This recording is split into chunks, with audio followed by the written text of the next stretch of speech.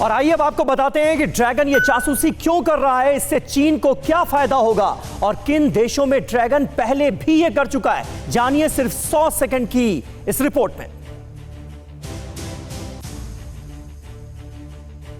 इससे ये साफ है कि ड्रैगन पहले भी दोस्ती का ढोंग करता था, लेकिन वो जासूसी का काम जारी रखता था। जिनपिंग भारत आते तो थे, लेकिन उनके मन में खोट था।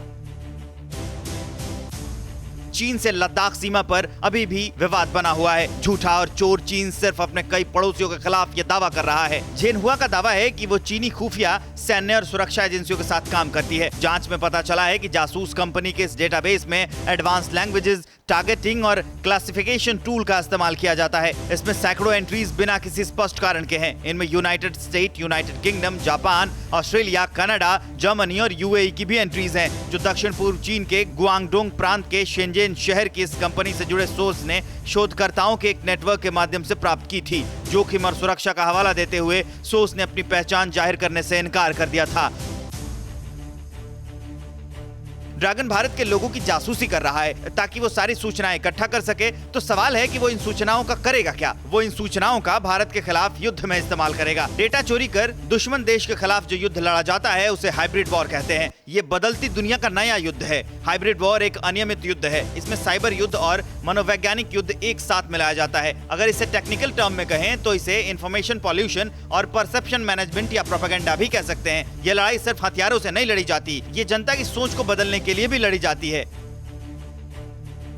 हाइब्रिड वॉर के तहत अफवाहें, गलत जानकारियां और फेक न्यूज फैलाई जाती हैं। लगातार ऐसा करते रहने से आम जनता की सोच बदलने लगती है। उसके बाद जब सोच ही बदल जाएगी तो देश के युवाओं को उग्र बनाया जा सकता है। हिंसक झड़पें हो सकती हैं।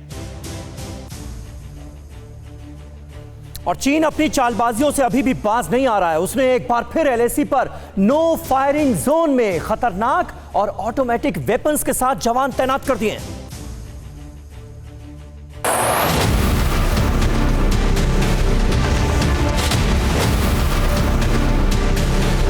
ड्रैगन अभी भी ताक में बैठा है। चीन की असलियत दो मुहे सांप जैसी है। वो कभी भी घात कर सकता है। वो एक और बातचीत का ढोंग रच रहा है और दूसरी ओर एलएसी पर नो फायरिंग जोन में भी खतरनाक और ऑटोमेटिक वेपन्स के साथ जवान तैनात किए हैं। इसके अलावा ड्रैगन के एयर डिफेंस के नए सिस्टम को एलएसी के करीब लाया गया है। पीएलए के बड़े अफसर रोजाना फॉरवर्ड एरिया में लगातार दौरे कर रहे हैं। ईस्ट लद्दाख में चीन अपनी तरफ सैनिकों को सर्दियों में रोकने के लिए बड़े पैमाने पर शेल्टर बना रहा है, जबकि अभी कुछ दिन पहले ही चीन के विदेश मंत्री ने ठंड के दिनों में सेना हटाने की बात कही थी, लेकिन फिर उसका दोहरा चरित्र सामने आ गया। इससे पहले भी अमेरिकी मैगजीन न्यूज वीक ने एक सनसनीखेज दावा किया है। न्यूज वीक ने दावा किया है कि चाइना कभी भी भारत पर हमला कर सकता है। उसने इस खबर का आधार बनाया है भारत की जवाबी कार्रवाई को और कहा है कि भारत से चोट खाया ड्रैगन हमले की ताक में बैठा है।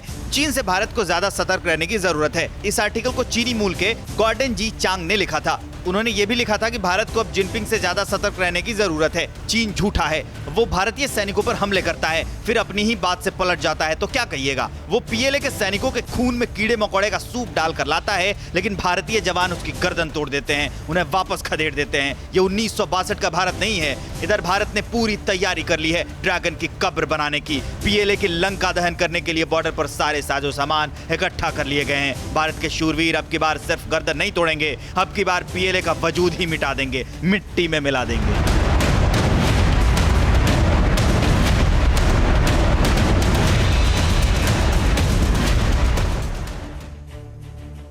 परवाह देश की, सोमवार से शुक्रवार रात 10 बजे TV9 भारतवर्ष पर।